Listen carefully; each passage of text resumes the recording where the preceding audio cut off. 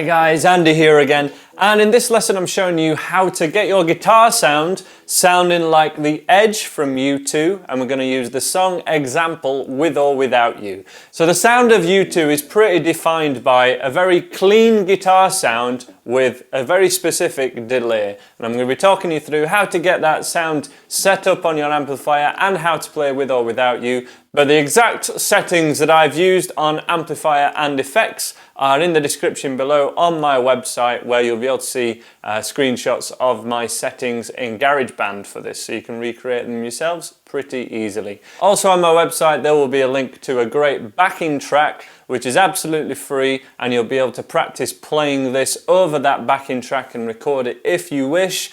All that's on the website for free. Let's get you in for a close-up now. Check out how to play With or Without You by U2. So the main riff, which kicks in after about a minute of this song, will need your first finger at 8th fret of string 2 and your third finger on 10th fret of string 1, and both of those are held down together and we pick each note alternate.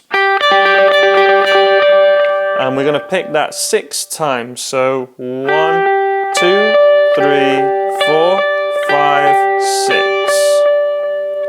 And if I just play that first note, and then you'll be able to hear the delay, because if we have one note ringing out, you can hear it a little bit, but you'll actually only really hear delay or reverb if you play one really short sound. Now you can hear it really clearly. I'll be able to play it now without the delay, and now with again. And it's kind of like shouting echo down a tunnel. Echo, echo, echo. It is very much an echo delay, where you'll be able to hear the exact same thing that you've just played repeated again. If it's a chord, there's a chord, there's another chord, and you can get some really good rhythms with it, which is how the Edge composes his lead lines, and most of his guitar lines really have this delay on them.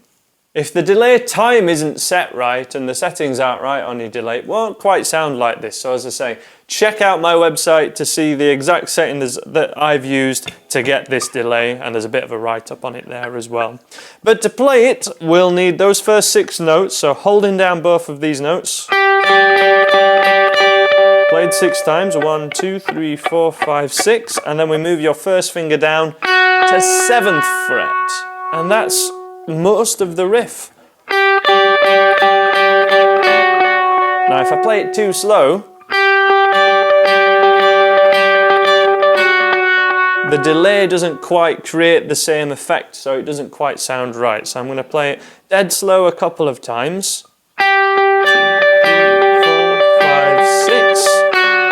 So you can see what's happening, but it's only when we play it up to speed or something like that it starts to sound like the original. With your right hand, we want to be resting on the thicker strings or just above your guitar here, and moving from the wrist with as small a motion as possible. Gripping our pick in the correct way like this, of course. I have seen quite a few tabs for this one where they'll play this note kind of twice, so this riff. Listening carefully to the original record, that only happens possibly on the first time, and it does vary with this riff slightly, but that version is very rarely played. Live versions I haven't checked out as much, so it might happen more in the live version. That one would be, if you prefer the sound of it though, that basically. The second time that you play that second note, we hit it with 2 up strums, and then the rest of the riff is the same. So the first one that I believe, in my honest opinion, just from listening and referencing the original that he plays, is just 1, 2, 3, 4, 5, 6, finishing on 7th fret. And then we've got this extra little flourish which you can have a play about with if you wish.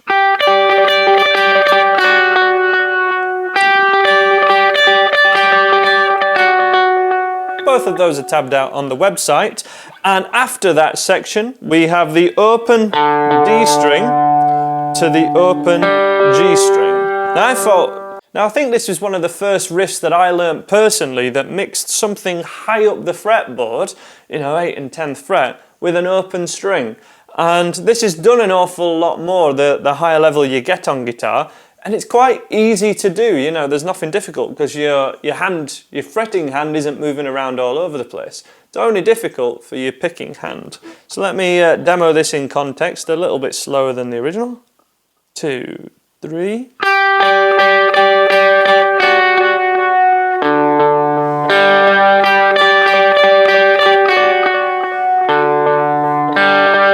So as we play these open strings, this note, we relax that first finger and move it to the next point and set up your third finger. So we set up for this next position while we're hitting those open 2 strings basically, and that's how we can get it to sound really smooth without any pauses or anything.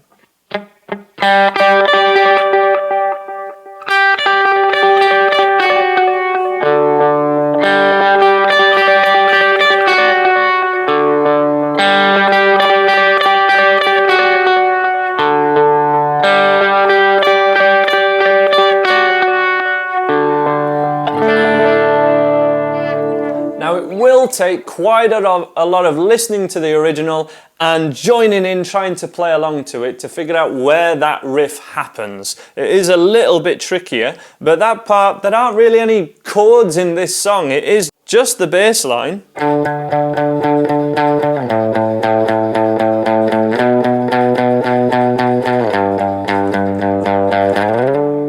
That repeats throughout the entire song, and then this lead part. The only other discernible part, apart from just a couple of variations of that original riff, comes right at the end of the song, after the woes.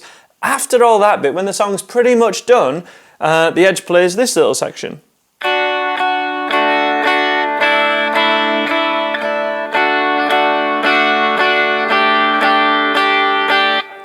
And that is a D major strummed 4 times to a D sus2, so we lift off our middle finger, back to a D major, little finger goes down then to play a D sus4. And there's a great video on my website that I've embedded on there of the Edge talking through this riff and demoing it himself, so that's a great one to check out. But all of these are on the offbeat, so it's a little bit trickier than just strumming on the beat. So for an example, with a count, 2, 3, 4, 1, and 2, and 1, and 2, and 3, and 4,